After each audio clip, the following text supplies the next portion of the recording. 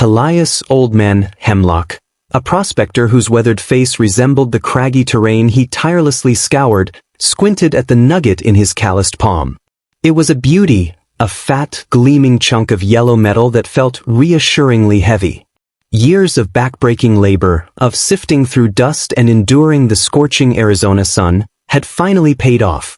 This strike, deep in the unforgiving canyons of the Superstition Mountains, promised to be the mother lode. Old Man Hemlock wasn't driven by avarice.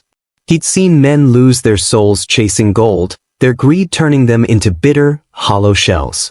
For him, the gold was a means to an end, a ticket to a comfortable retirement, a chance to finally hang up his pickaxe and spend his remaining years in a small cabin by a cool mountain stream, far from the relentless heat and the gnawing loneliness of the prospector's life.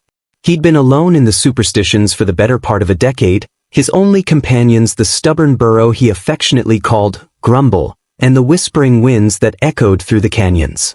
He'd chased rumors and hunches, endured dry spells and flash floods, always clinging to the unwavering belief that his perseverance would eventually be rewarded. And now, it seemed, it finally had. The vein he had stumbled upon was rich, the gold practically spilling out of the rock face. Over the next few weeks, Old Man Hemlock worked with a feverish intensity, his aging body fueled by the thrill of discovery. Grumble, surprisingly cooperative, hauled load after load of or down the treacherous mountain paths. He had a small claim staked in a relatively secluded area, far from the prying eyes of other prospectors. He worked diligently to keep his find a secret, knowing that news of a big strike could attract unwanted attention, claim jumpers, and the general riffraff that followed the scent of gold. As his hoard grew, filling several sturdy wooden boxes, Old Man Hemlock began to dream of his future. He pictured the cozy cabin, the sound of the stream, maybe even a friendly dog to keep him company. He imagined trips to the nearest town, not to grubstake, but to buy provisions and maybe even a few luxuries he hadn't allowed himself in years. He felt a sense of satisfaction, a quiet pride in his accomplishment. He had done it. He had finally struck it rich. The loneliness of the past years seemed to fade in the golden glow of his newfound wealth. One sweltering afternoon, as Old Man Hemlock was carefully packing another box of gold, he heard a faint sound that wasn't the whisper of the wind or Grumble's occasional snort. It was a child's cry, thin and weak, carried on the still air. His heart, hardened by years of solitude and the harsh realities of the desert, clenched with a sudden, unexpected pang. A child? In this desolate, unforgiving place? He cautiously made his way towards the sound, his pickaxe held loosely but ready. The cry came again, weaker this time, seeming to emanate from a narrow crevice in the rocks a short distance from his claim. Squeezing through the tight opening, Old Man Hemlock found himself in a small, hidden alcove. And there, huddled on the dusty ground, was a child. A girl, no older than 5 or 6, her small frame thin and frail, her eyes wide with fear and exhaustion. A crude, makeshift splint was bound to her leg, stained with dried blood. The girl looked up at him, her lips trembling. "Papa," she whispered, her voice barely audible. Old Man Hemlock's gruff exterior melted away. This wasn't just a child. She was lost, injured, and alone in one of the most dangerous places imaginable. "No, little one," he said gently, kneeling beside her. "I'm not your papa. My name is Elias. What's yours?" "Lily," she whispered, her eyes still searching his face with a desperate hope. "Lily," Old Man Hemlock repeated softly. "How long have you been here, child?" Lily's brow furrowed in confusion. "I don't know. A long time. Papa, he went to find water. He said he'd be right back." Her voice trailed off, her small face clouding with worry. Old Man Hemlock's heart sank. The superstitions were unforgiving. A man without water, lost in this maze of canyons, wouldn't last long. He examined Lily's leg. The splint was poorly made, and the wound looked infected. She was weak and dehydrated. The gold, the boxes overflowing with his hard-earned wealth, suddenly seemed insignificant. "We need to get you out of here, Lily," he said, his voice firm. "Can you walk?" Lily shook her head, tears welling in her eyes. "It hurts." Old Man Hemlock carefully lifted the small girl into his arms. She was surprisingly light, her bones fragile beneath his calloused hands. He carried her out of the alcove, the weight of her small body feeling heavier than any sack of gold. He made a makeshift camp near his claim, using his meager supplies to clean Lily's wound and give her water and some dried rations. She ate and drank weakly, her eyes never leaving his face. Over the next few days, Old Man Hemlock's priorities shifted entirely. The gold, still waiting to be hauled down the mountain, was forgotten. His focus was solely on Lily's survival. He gathered herbs he knew to have medicinal properties, tending to her infected leg with a surprising gentleness. He told her stories of the outside world, of green valleys and flowing rivers, trying to keep her spirits up. Lily, slowly regaining some of her strength, began to talk more. She spoke of her father, a kind but unlucky prospector who had been searching for his own fortune in these treacherous mountains. She remembered getting separated from him during a sudden dust storm, her small leg twisting as she fell. Old Man Hemlock listened patiently, his heart aching for the lost father and the brave little girl. He knew the odds of finding her father alive were slim. Finally, when Lily was strong enough to travel, Old Man Hemlock packed what little supplies he had left, carefully securing Lily on Grumble's back. The boxes of gold remained untouched, a silent testament to his changed priorities. The journey out of the superstitions was arduous, but Old Man Hemlock's determination never wavered. He supported Lily, guided Grumble, and kept a watchful eye on their surroundings.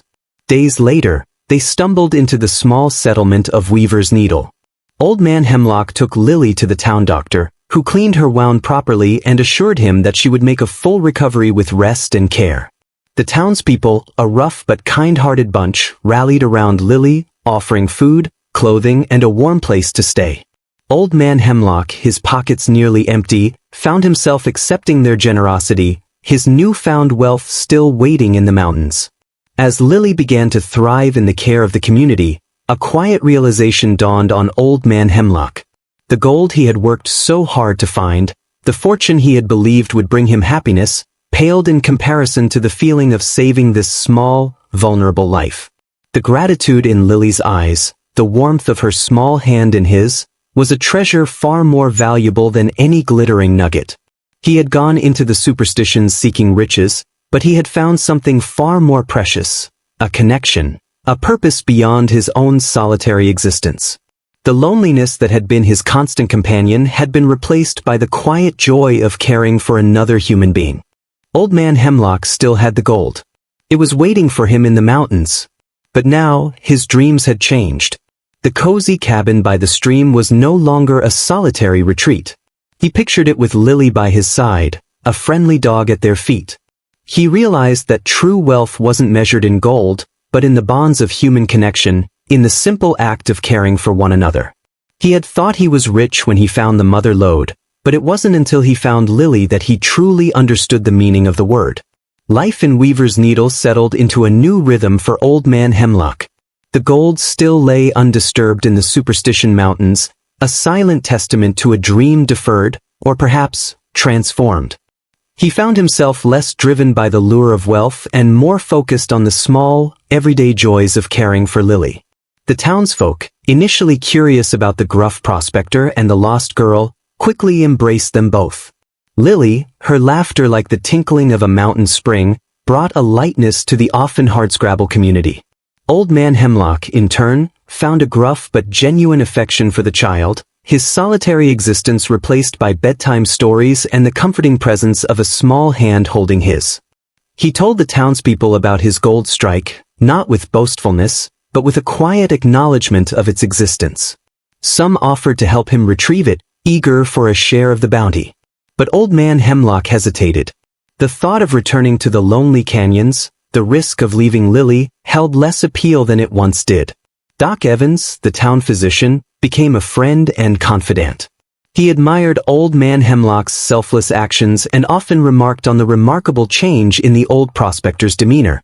"You seem lighter, Elias," Doc Evans observed one evening as they sat on the porch of the general store, watching Lily play with some of the other children. "The gold didn't do that for you." Old Man Hemlock nodded, his gaze soft as he watched Lily's carefree movements. Found something better, document something that doesn't glitter, but shines brighter than any gold nugget. Weeks turned into months. Lily's health improved steadily, her injured leg healing completely. She blossomed under the warmth and care of the community, her bright spirit infectious. Old Man Hemlock, though still weathered and gruff around the edges, found a sense of belonging he had never known in his years of wandering. The question of Lily's father lingered. Old Man Hemlock, with the help of some of the more experienced trackers in town, made several attempts to find him in the superstitions. They followed Lily's faint memories and searched the area she described, but found no trace. The harsh reality of the desert suggested a grim outcome. One evening, as Old Man Hemlock sat by the fire with Lily nestled beside him, reading from a worn book, she looked up at him with her big, trusting eyes. "Elias," she said softly, can I call you Papa?" A lump formed in Old Man Hemlock's throat. He had never imagined hearing that word directed at him. His heart, long hardened by solitude, softened with a warmth he hadn't felt in decades. He reached out a calloused hand and gently stroked her hair. "If you'd like, Lilybug. If you'd like." From that day forward, Elias Hemlock was Papa. The gold in the mountains became a secondary concern, a potential resource for Lily's future, but not the driving force of his existence. He worked odd jobs around Weaver's Needle, his prospecting skills surprisingly useful in various tasks. The community, recognizing the depth of his care for Lily, often offered him help and support. Years passed. Lily grew into a bright and spirited young woman, her laughter a constant melody in Old Man Hemlock's life. He never did return to fully excavate his gold claim. It remained his secret, a potential safety net. But the true treasure he had found in the superstitions was the unexpected gift of family. One day, a group of wealthy investors arrived in Weaver's Needle, drawn by rumors of potential mineral wealth in the surrounding mountains. They heard tales of a reclusive prospector who had struck it rich but never claimed his fortune. They sought out Old Man Hemlock, offering him a substantial sum for the location of his claim. Old Man Hemlock, his face now even more weathered but his eyes filled with a quiet contentment as he watched Lily, now a young woman helping at the general store, simply smiled. "My riches are right here," he said, gesturing towards Lily with a gentle nod. "Some things are worth more than all the gold in the world." The investors, bewildered by his apparent lack of interest in a fortune, eventually left. Old Man Hemlock watched them go, a profound sense of peace settling over him. He had once thought that gold was the key to happiness, to a comfortable and fulfilling life. But in the dusty canyons of the Superstition Mountains, he had stumbled upon a truth far more valuable, that true wealth lies not in material possessions, but in the love and connection we share with others. And that was a treasure he wouldn't trade for all the gold in the Arizona territory.